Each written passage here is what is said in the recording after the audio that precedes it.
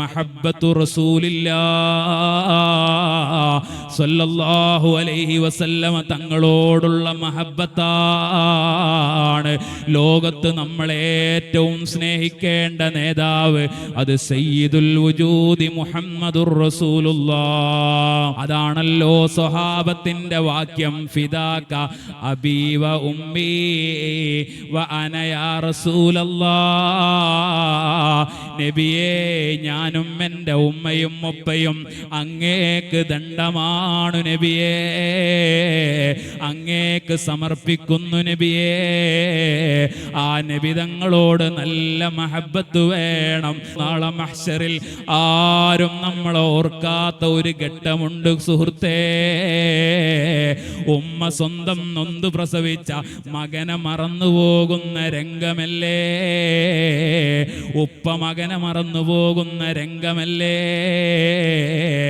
അതേ, സെലിബ്രിറ്റികൾ അനുയായികളെ മറന്നുപോകൂലേ.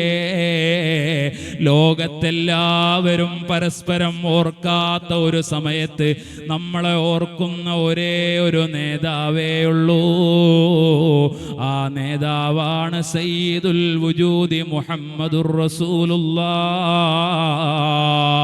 സ്വല്ലല്ലാഹു അലൈഹി വസല്ലമ തങ്ങളോട് നല്ല മഹബ്ബത്ത് വേണം. അത് നമ്മുടെ ഖൽബിൽ വേണം. അതിന് റസൂലുള്ളാഹിനെ കുറിച്ച് നന്നായി പഠിക്കണം. നബി തങ്ങളുടെ ജീവിത വഴികളെ പഠിക്കണം. സീറ നന്നായി വായിക്കണം. ഉസ്താദുമാരുടെ വയതുകൾ കേൾക്കണം, പ്രഭാഷണങ്ങൾ കേൾക്കണം. യൂട്യൂബിലുള്ള നല്ല നല്ല വീഡിയോകൾ കേട്ടുകൊണ്ട് റസൂലുള്ളാഹിനെ കുറിച്ചുള്ള ഇൽമ് നന്നായി വർദ്ധിപ്പിക്കണം. ഒരു മനുഷ്യനെ നമ്മൾ കൂടുതൽ അറിയുമ്പോഴാണ് നമ്മുടെ ഖൽബിൽ മഹബ്ബത്ത് വരികയുള്ളൂ. നബിതങ്ങളുമായി ബന്ധപ്പെട്ടതിനെയെല്ലാം നന്നായി സ്നേഹിക്കണം, അതിനെയെല്ലാം നന്നായി ബഹുമാനിക്കണം. കൂട്ടുകാരെ, മദീനക്കുള്ള മഹത്വം എന്താണ്? മക്കയിലെ പരിശുദ്ധമായ ഹറമിനേക്കാൾ മദീനത്തെ മണ്ണിനാണ് മഹത്വമുള്ളത്.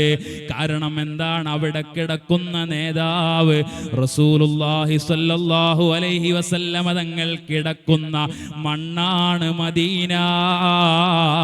ആ മദീനയിലേക്ക് പോകാൻ നമ്മുടെ ഖൽബിങ്ങനെ വെമ്പിക്കൊണ്ടിരിക്കണം. ഇന്നല്ലെങ്കിൽ നാളെ എനിക്ക് റസൂലുള്ളാഹിന്റെ ആ മുവാജഹത്തു ശരീഫയിൽ നിന്നുകൊണ്ട് അസ്സലാത്തു വസ്സലാമു അലൈക യാ റസൂലല്ലാഹ് എന്ന് പറയാൻ നമുക്ക് തൗഫീഖ് നൽകണേ അല്ലാഹ്. ഞങ്ങൾക്കൊരുപാട് തവണ ഞങ്ങളുടെ മൗത്തിന് മുമ്പായി റസൂലുള്ള കിടക്കുന്ന മദീനയിലെത്താൻ നീ തൗഫീഖ് നൽകണേ അല്ലാഹ്.